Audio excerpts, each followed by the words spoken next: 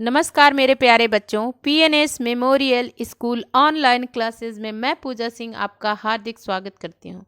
कैसे हो आप सभी लोग बच्चों? हम कौन सा ये अध्याय है आपका छठा, जो निष्ठा मूर्ति कस्तूरबा, उसका जीवन परिचय, काका कालेलकर जी का जीवन परिचय देख चुके और उस अध्याय को देख लिए हमने कुछ मिनटों में। अब कुछ ही समय और लगेगा आपका और इस वीडियो में आपका ये समाप्त हो जाएगा कि रेखांकित अंशों की व्याख्या और लघुत्तरी और अति लघु। ठीक है, तो चलिए बढ़ते हैं आगे कि चाहे दक्षिण अफ्रीका में हो या हिंदुस्तान में। बच्चों आप लोग साथ में बुक रख लेना, ठीक है। ये अंश जहाँ मेरे पास नई वाली बुक है, ठीक ना, तो नई और पुरानी दोनों में डिफरेंस है, दोनों थोड़े अलग अलग हैं। तो आप लोग बुक साथ में रखोगे तो रेखांकित अंश आप लोग को वहाँ से मिल जाएगा, ठीक है। चाहे दक्षिण अफ्रीका में हो या हिंदुस्तान में, सरकार के खिलाफ लड़ाई के समय जब जब चारित्र का तेज प्रकट करने का मौका आया, कस्तूरबा हमेशा इस दिव्य कसौटी से सफलतापूर्वक पार हुई। इससे भी विशेष बात यह है कि बड़ी तेजी से बदलते हुए आज के युग में भी आर्य सती स्त्री का जो आदर्श हिंदुस्तान ने अपने हृदय में कायम रखा है, उस आदर्श की जीवित प्रतिमा के रूप में राष्ट्र पूज्य कस्तूरबा को पहचानता है। इस तरह की विविध लोकोत्तर योग्यता के कारण आज सारा राष्ट्र कस्तूरबा की पूजा करता है। तो गद्यांश का संदर्भ लिखना है, रेखांकित अंश की व्याख्या करना है और एक प्रश्न और है कि किस योग्यता के कारण राष्ट्र कस्तूरबा की पूजा करता है। तो सबसे पहले हम लोग संदर्भ देखते हैं कि प्रस्तुत गद्यांश हमारी पाठ्य पुस्तक हिंदी गद्य के निष्ठा मूर्ति कस्तूरबा नामक पाठ से अवतरित है। इसके लेखक जो हैं उच्च कोटि के विचारक काका कालेलकर जी हैं। काका कालेलकर जी का पूरा नाम क्या है? कल ही बताई थी आप लोग को कि दत्तात्रेय बालकृष्ण कालेलकर, तो इनको काका कहा जाता है, ठीक। प्रस्तुत अवतरण में कस्तूरबा के गुणों का वर्णन किया गया है। रेखांकित अंश की व्याख्या। कस्तूरबा का वर्णन करते हुए लेखक कहते हैं कि चाहे भारत में हो या दक्षिण अफ्रीका में, सरकार के खिलाफ संघर्ष के अवसर पर कस्तूरबा पीछे नहीं रही। वो गांधी जी के बराबर ही, वो पढ़ी लिखी नहीं थी, लेकिन कर्म से हमेशा उनसे एक कदम आगे ही रहती थी, पीछे नहीं, और उसका सफलतापूर्वक संचालन किया। इससे भी महत्वपूर्ण बात यह है कि कस्तूरबा ने आदर्श भारतीय नारी के स्वरूप का विधिवत पालन किया है। भारत ने स्त्री का जो आदर्श अपने हृदय में धारण किया है, कस्तूरबा उसकी प्रतिमूर्ति थी।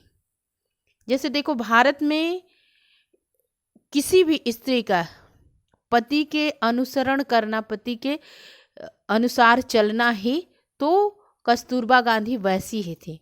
इन्हीं गुणों के कारण कस्तूरबा भारतीय समाज में समाहित हैं।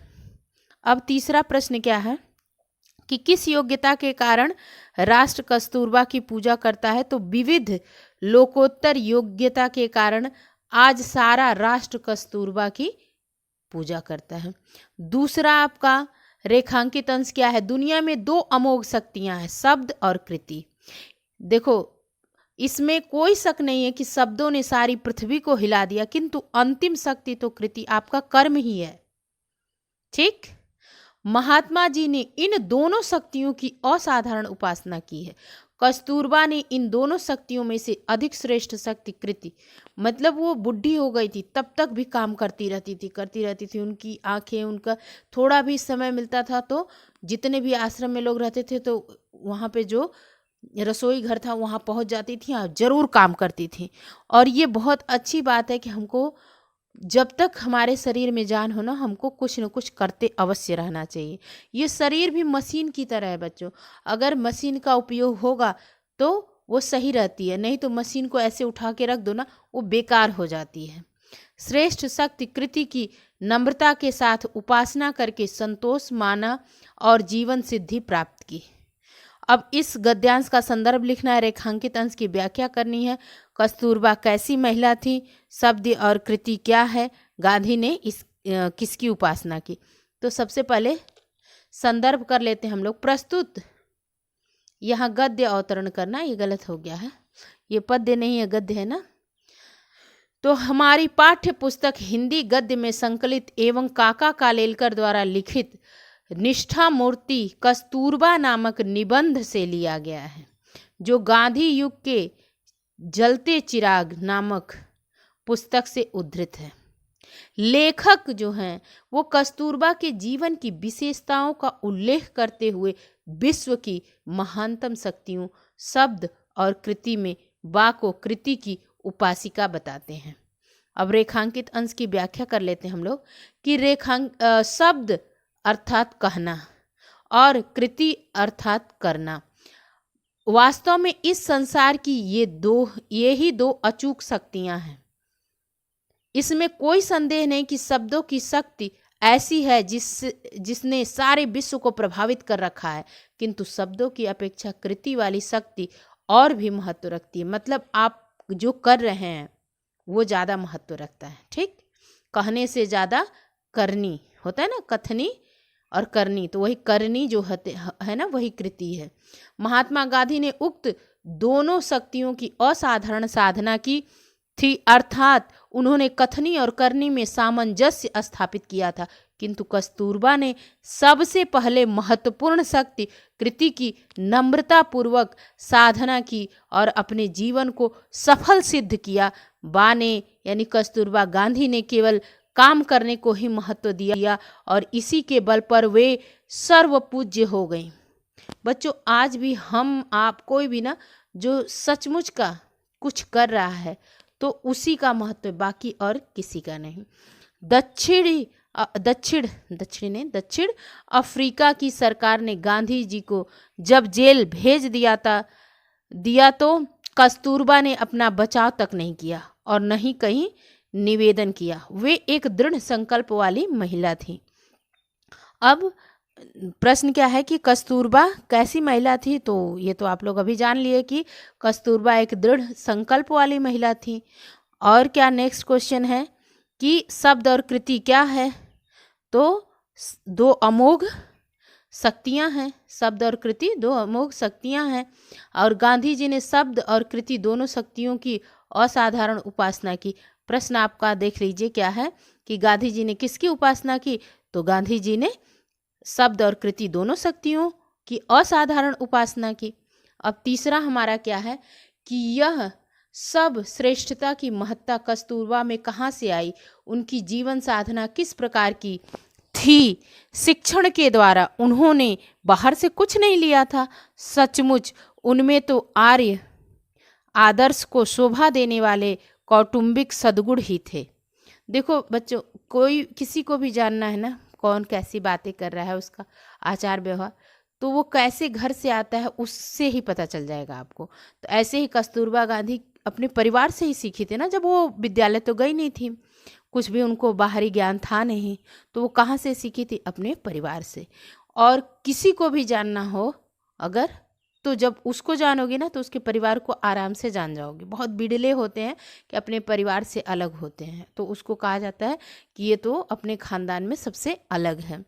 असाधारण मौका मिलते ही उतनी ही असाधारण कसौटी आ पड़ते हैं कि उन्होंने स्वभाव सिद्ध कौटुंबिक सद्गुण व्यापक किए और उनके जोरों पर हर समय जीवन सिद्धि हासिल की। सूक्ष्म प्रमाण में या छोटे पैमाने पर जो शुद्ध साधना की जाती है उसका तेज इतना लोकोत्तरी होता है कि चाहे कितना ही बड़ा प्रसंग आ पड़े, व्यापक प्रमाण में कसौटी हो, चारित्र्यवान मनुष्य को अपनी शक्ति का सिर्फ गुणाकार ही करने को होता है।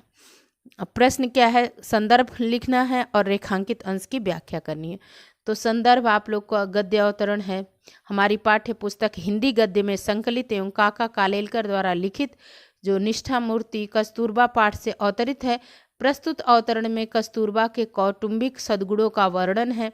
और रेखांकित अंशों की व्याख्या में लिख लो, कस्तूरबा ने शिक्षण द्वारा कुछ नहीं ग्रहण किया था, बल्कि उन्होंने जो कुछ सीखा समझा वह व्यवहारतः था। वास्तव में उनमें आदर्श कौटुंबिक सद्गुण थे, बल्कि अवसर मिलने पर उन्होंने स्वभाव सिद्ध पारिवारिक सद्गुणों का विस्तार किया और उसी के बल पर जीवन में सफलता प्राप्त की। छोटे पैमाने पर जो साधना की जाती है उसमें असीम शक्ति होती है। चरित्रवान व्यक्ति सदैव कसौटी पर खरा उतरता है। कस्तूरबा एक चरित्रवान महिला थी। अपने चारित्रिक गुणों और कौटुंबिक सद्गुणों के कारण उन्होंने भारतीय समाज में ख्याति प्राप्त की। अब आपका तीसरा प्रश्न क्या है कि चारित्रवान मनुष्य को अपनी शक्ति का क्या करना होता है। तो क्या करना होता है, सिर्फ गुणाकार ही करना होता है। चारित्रवान मनुष्य को अपनी जो चारित्र बल जिसके पास रहता है उसको सिर्फ गुणाकार ही करना रहता है। चौथा प्रश्न क्या है कि चारित्रवान व्यक्ति की क्या विशेषता होती है। तो जो चरित्र वाला व्यक्ति होता है उसकी विशेषता है कि उसमें कौटुंबिक सद्गुण होते हैं। और नेक्स्ट क्या है, किस साधना का तेज लोकोत्तरी होता है। तो शुद्ध साधना का तेज लोकोत्तरी होता है। अब हम लोग चलते हैं लघुत्तरी प्रश्न पर। किस पर, लघुत्तरी। जीवन परिचय हो गया है ना, तो अब हम लोग लघुत्तरी प्रश्न पर चलते हैं। कस्तूरबा में एक आदर्श भारतीय नारी के कौन कौन से गुण विद्यमान थे। तो कस्तूरबा गांधी एक पतिव्रता महिला थी। वे अत्यंत धार्मिक महिला थी।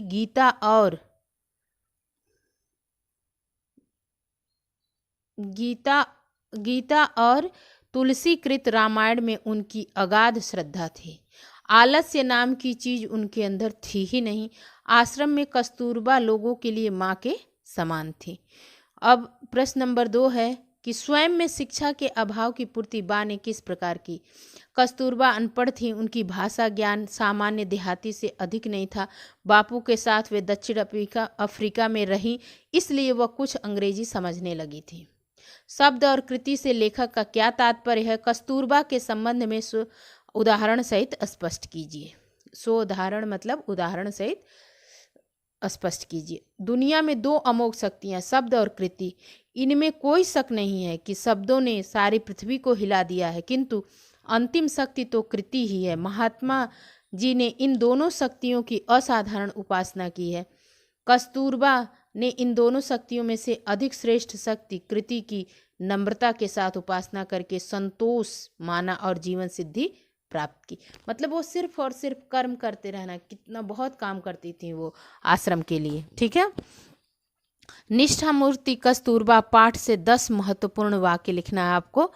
तो क्या लिखेंगे आप लोग, या अपने से लिखेंगे। कस्तूरबा अनपढ़ थी। उनकी भाषा ज्ञान सामान्य देहाती से अधिक नहीं थी। कस्तूरबा को गीता पर असाधारण श्रद्धा थी। उनकी निष्ठा का पात्र दूसरा ग्रंथ था तुलसीकृत रामायण। कस्तूरबा रामायण भी ठीक ढंग से कभी पढ़ न सकी। मतलब वो बहुत काम रहता था ना, तो आधा 1 घंटा ही अपने लिए निकाल पाती थी। आश्रम में कस्तूरबा हम लोगों के लिए माँ के समान थी। आज के ज़माने में स्त्री जीवन संबंध के बारे के हमारे आदर्श हमने काफ़ी बदल लिए हैं। कस्तूरबा से संबंधित संक्षिप्त गद्यांश लिखिए। वह भले ही अशिक्षित रही हों, संस्था चलाने की जिम्मेदारी लेने की महत्वाकांक्षा भले ही उनमें कभी न जागी हो, लेकिन देश में क्या चल रहा है उनकी सूक्ष्म जानकारी वह प्रश्न पूछकर या अखबारों के ऊपर नज़र डालकर प्राप्त कर लेती थी।